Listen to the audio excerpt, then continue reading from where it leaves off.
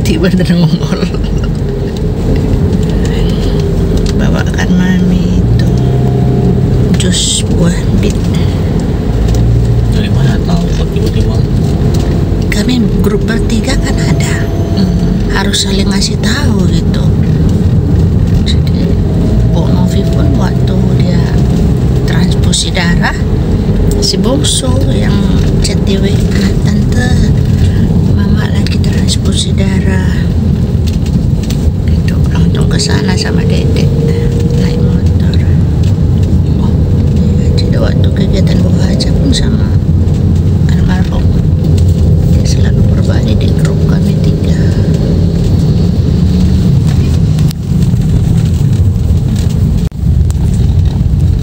Turun dulu atau enggak? Mami turunlah dulu mami mau letak ini kan daftar. Karena mami baru opname, nggak bisa ke mesin, harus manual dulu. Letak udah dibilang di WA kemarin. Sana ya? Iya, sana. Oke. Sudah daftar ulang. Jadi saya mau tensi dulu, tembang. Lalu antre di poli onkologi. Kayak gitu prosedurnya.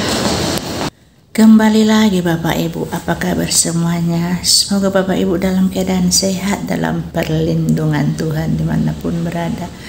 Jadi hari ini adalah saya mau update tentang hasil PET CT scan yang dari Johor ya.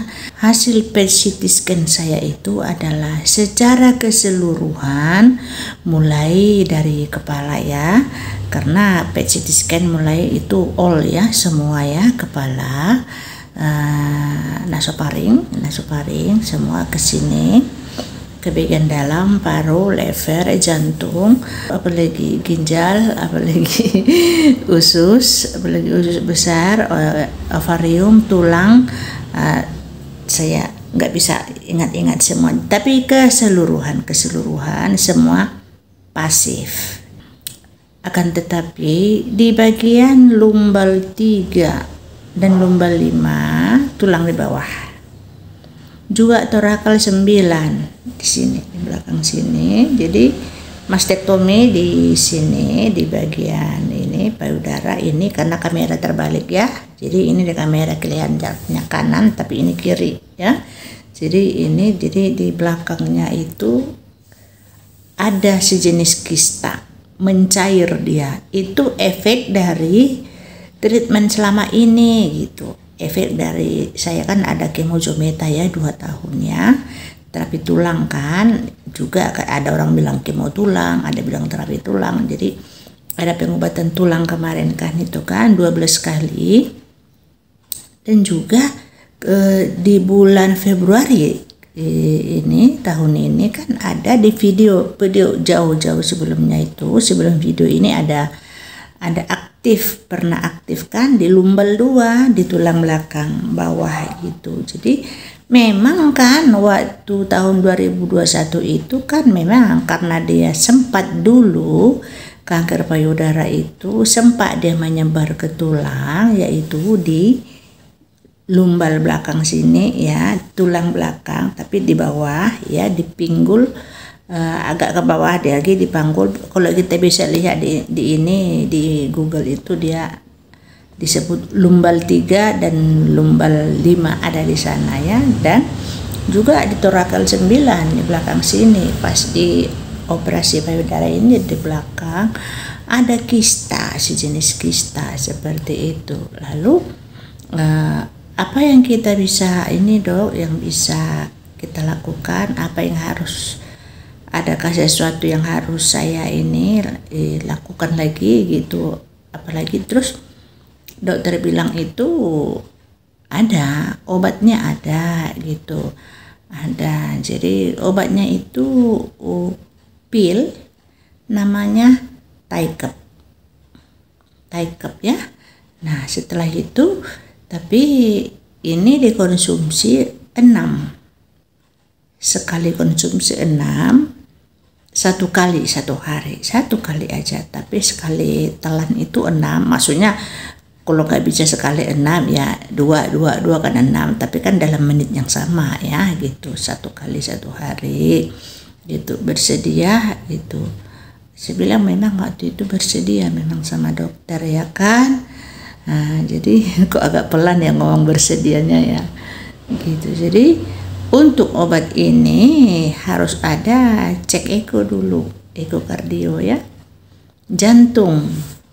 Jadi harus ada USG jantung karena ini ada sedikit efeknya ke jantung karena dia HER2-nya positif gitu. Jadi yang pengobatan yang berhubungan dengan HER2 positif itu selalu efeknya agak sedikit ke jantung. Itu sebabnya sebelum mengkonsumsi obat ini harus cek darah dulu gitu, cek darah. Jadi saya memang nggak ada curiga apa-apa gitu kan, cek darah biasalah mau minum obat dalam hati gitu kan, memang nggak apa-apa lah gitu. Jadi tak ada perasaan obat apa sih pakai cek darah dulu, cek jantung dulu kan, USG lagi gitu kan. Nah, jadi hari yang sama saya langsung dirujuk cek darah. Kemudian besoknya ya saya eko gitu, USG jantung, ekokardio. Ya ekokardio kan di ini ke dokter jantung gitu. Oke. Hari ini saya ke poli jantung. Poli jantung karena ada obat baru. Jadi kalau ada obat baru itu kemarin dokter bilang cek eko dulu. Besoknya langsung lagi saya jumpa dokter lagi ya, kemudian ini lihat baca hasil kan, cek labor dulu, oke, semuanya tak ada masalah. Kemudian hasil eko saya bagus juga, USG jantung tak ada masalah, artinya obat ini boleh diberikan ke si pasien. Nah seperti itu kan, jadi langsung dokter resepkan itu obat Taikep. Nah jadi selanjutnya saya kan ke farmasi gitu kan, antri di farmasi itu, kemudian farmasi panggil ya sesuai dengan antrian gitu. Jadi Bu Rukiah gitu, saya datang, ya Bu, ini ya obat kemonya gitu. Saya agak tertegun gitu, obat kemo gitu. Iya Bu, ini obat kemo katanya gitu. Dalam hati, pantesan saya ada cek darah, ada cek jantung gitu. Karena dulu pun saya sebelum Herjemap ya, yang HER2 positif yang pernah saya jalani 18 kali, selalu per 4 bulan itu memang dokter itu selalu cek itu, saya memang cek jantung saya eko gitu. Kalau cek darah memang setiap mau Herjemap dulu kan, sebelum saya Herjemap kan memang selalu cek darah gitu. Bingung saya, agak tegun gitu, tapi ya sudahlah, nanti aja ini saya pikirkan selanjutnya, saya terima lagi gitu. Jadi waktu meresepin obat itu dokter memang sudah sampaikan gitu, efek dari obat ini adalah pusing, lemes, sedikit mual, terus persendian, nggak nyaman, pegel-pegel. Nah, saya pikir, nah ini yang saya rasakan waktu saya kemoterapi kan gitu, waktu saya awal-awal berjuang 2021 gitu kan. Jadi karena terlalu trauma dengan peristiwa 2021 itu gitu kan, jadi obat saya bawa ke rumah, memang ya besoknya ya saya tidak konsumsi gitu. Jadi pagi itu kan bapak kerja itu ya, suami setelah pulang kerja langsung ditanya memang bagaimana efek obatnya seperti itu. Jadi saya bilang saya belum konsumsi obatnya. Kenapa? Karena waktu dokter resepin sudah kasih tahu, sudah beritahu bahwasanya efek obatnya seperti ini gitu. Jadi saya pikir, dan durasinya bahasanya seperti ini, sampai ada kekambuhan gitu. Saya minum obat itu sampai ada kekambuhan gitu. Jadi sampai ada kekambuhan gitu. Jadi ya kita juga tidak mau kambuh gitu. Jadi sementara itu yang obat yang harus solusi dari dokter. Saya masih berpikir gitu untuk mengonsumsinya gitu.